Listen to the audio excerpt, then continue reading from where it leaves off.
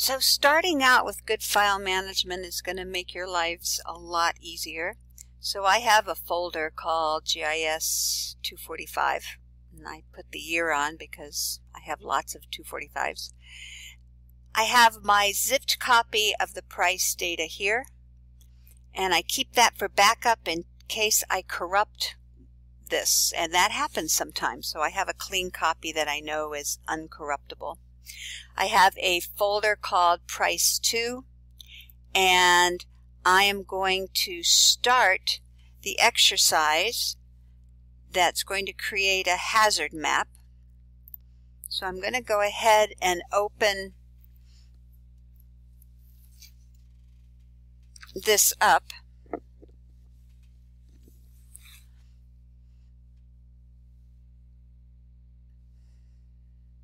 And my computer is acting so weird, so I may have to do a new install, but anyway. So right now I have a blank MXD. Let me go move this down. I'm going to save this. You can see I've done this a few times already. I'm going to save this in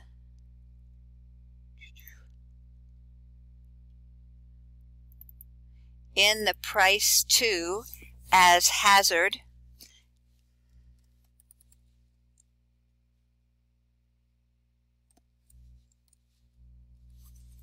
It's a good idea to put your name or your initials on your MXD. If you ever need to turn them in, then you've got them labeled.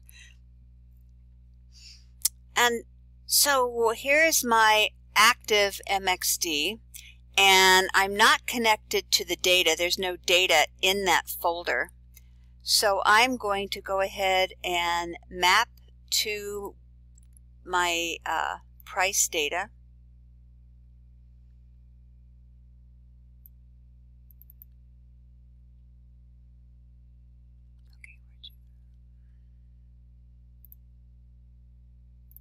And I'm just going to map to the outside of the folder.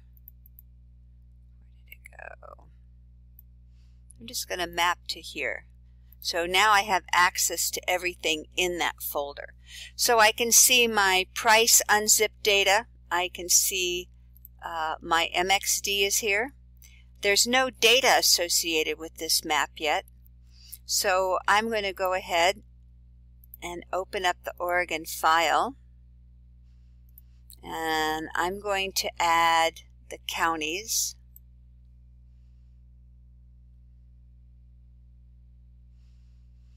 And now I'm going to save this. Did I say save as? I meant to just say save.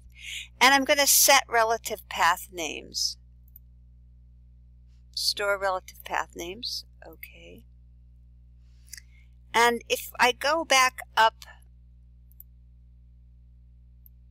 to my folder setup,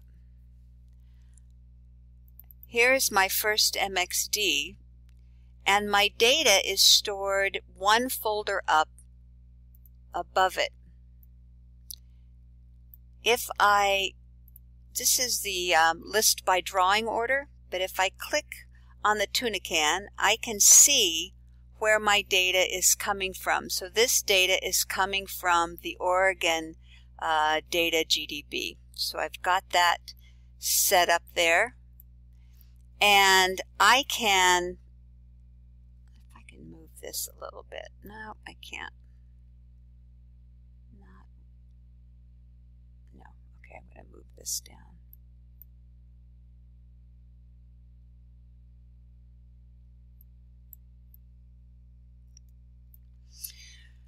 So when I make my first map, remember you're not going to just add 4 data frames. You're going to make 4 separate maps.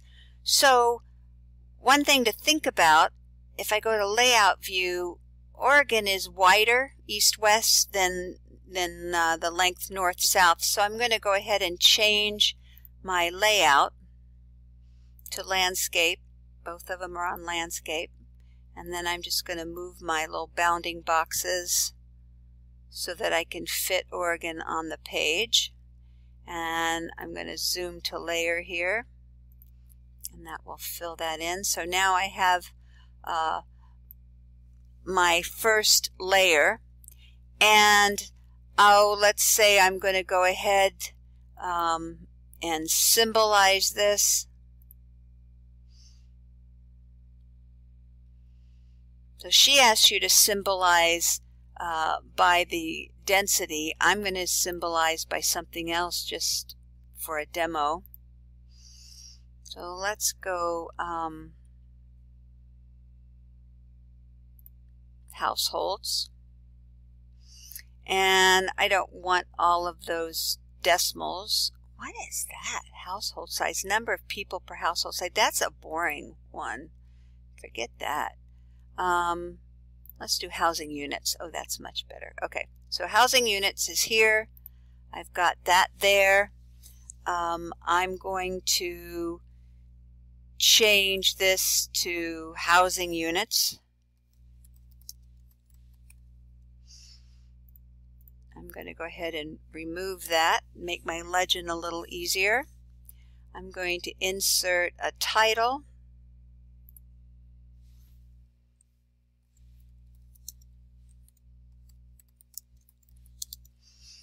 And if I knew what year this was, so one of the improvements in ArcGIS is that the title will transfer the first time to some kind of code. So I'm going to copy this, say OK, and now I'm going to open it and I get that code. So now I'm going to paste that in there. And so now anytime I open this to change it, now I have words and not the code. I think this is 2010.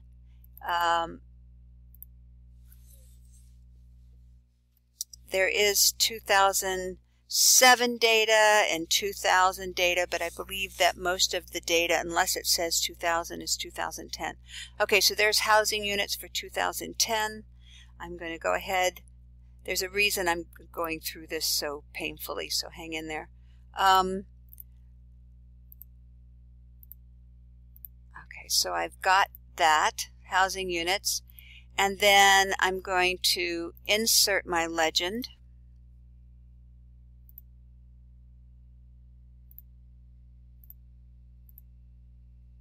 Isn't it weird? I have to use legends until I click on it. Now I can go back here and say don't show that, and I'm going to put in a bit of a frame.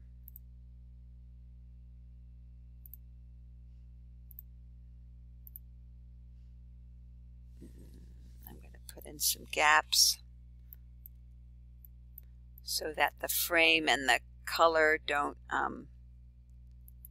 crowd the text. There we go. So I've got some gaps there. So I've got a legend here.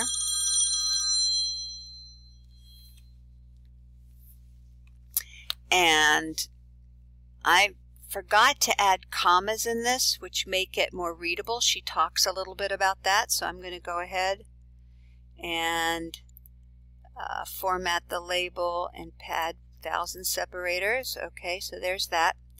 So I have my housing units, but it doesn't really say that here, so I'm going to have to go back in here and under items pick a style. So if I choose that, let's see if that will do it. Nope. That gave me the layer name, but not. All right, the description. Let's try that. Stranger than strange. I really think I do have to reinstall my. Okay, let's try that.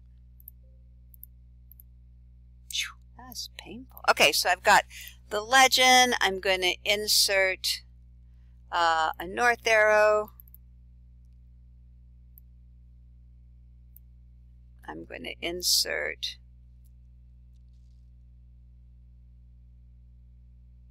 scale bar.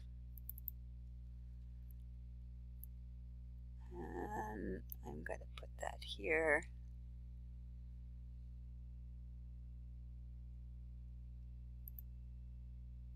And I don't know if that's under, oh, that's pretty cool. Okay, so I've got that, but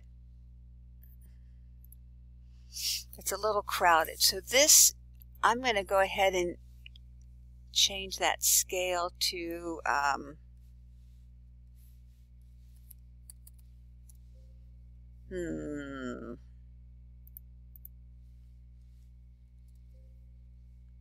okay, I could maybe live with that. No. Oh, wrong. There we go. Okay, so that gives me a little more room here. And then you're going to add your projection and source and your name. So there's a nice trick for adding the projection. You're going to insert dynamic text, do coordinate system, and then I've got way more information than I need, so I'm going to convert that to graphics. And when I double click this now, I can get rid of everything except that first line, because that gives me my data, my projection, everything I need. And then I'm going to type in source, and then we're going to go get the citation from Moodle, which is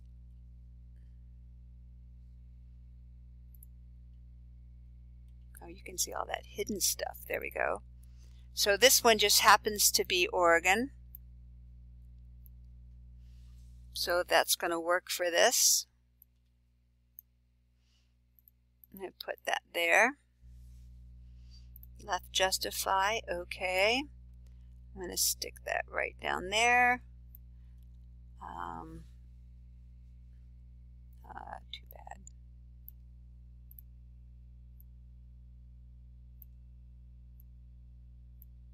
And then I'm going to add my name and call that good for now. And then insert text. Remember, if you can see that little tiny text box, that's the text box. So I'm just going to type something in it, then I'm going to double click it, put the date, left justify, and then I'm going to line this up over here. Okay. All right. So here I am. I have the first of the 4 maps done. Yours is going to look different because I'm not mapping what she said to map. I'm going to save this as a PDF. No, I'm not. I'm going to export it as a PDF. And it's going to go into the folder that I'm working in, which is, really, oh my gosh, how come these things don't default?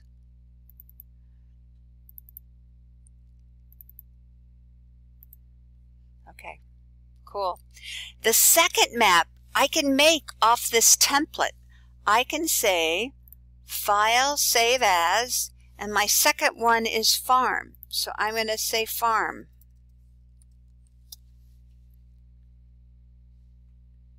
Save. I'm going to change this to Oregon farm density, and I think the date on that is 2007.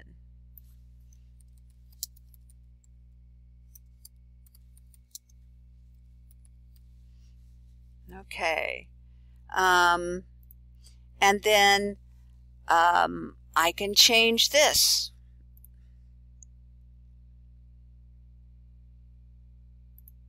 So you're going to have to figure out how you're going to do the farm density, but let's just say I'm going to do crops per acres. I want to get rid of all those zeros on this one, so I'm going to format the label. I don't need any zeros. They just look like they're, but I also need, there you go. Okay, so, and that's going to now say,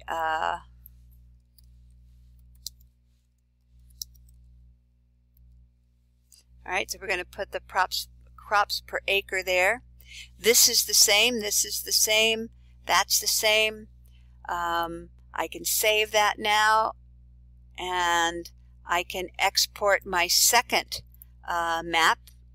Now, I have to change the color just because crops shouldn't be blue. Okay, right. So now I have my second map. So it took me, 11 minutes to make the first map and 5 minutes to make the second map. So you can kind of do it that way to minimize your workload.